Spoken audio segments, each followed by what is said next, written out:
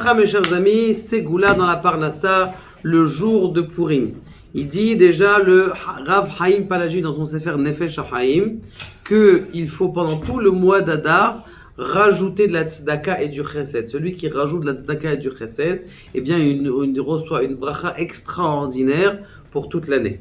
Une autre chose aussi, il dit Chayav inish levasume brouillé. C'est le Yitav Panim qui dit ça, quelque chose d'extraordinaire.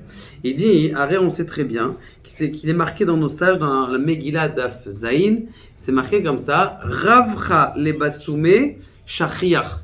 C'est-à-dire que celui qui est sous, il peut manger. Celui qui est sous, il a comme s'il a deux estomacs.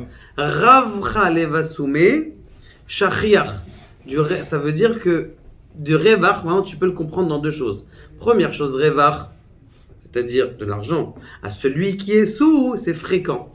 Donc de là, il dit que le jour de Purim, eh bien, on peut recevoir énormément de bracha en ayant la possibilité d'être sous et d'avoir de Ségoula pour la Parnassa. Comme ça, il dit le Yitablev. Maintenant, autre chose, je voudrais vous rajouter pour le jour de Purim qui est extraordinaire.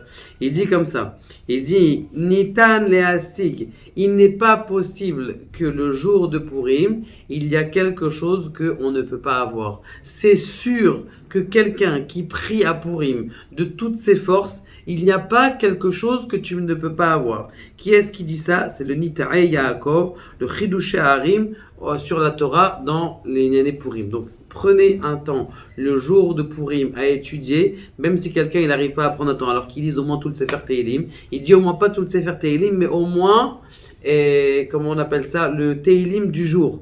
Prendre un peu de temps avec ses enfants, étudier et prier, il n'y a pas quelque chose qui n'est pas ouvert le jour de Purim. Baruch Adonai Le'olam, Amen, Amen.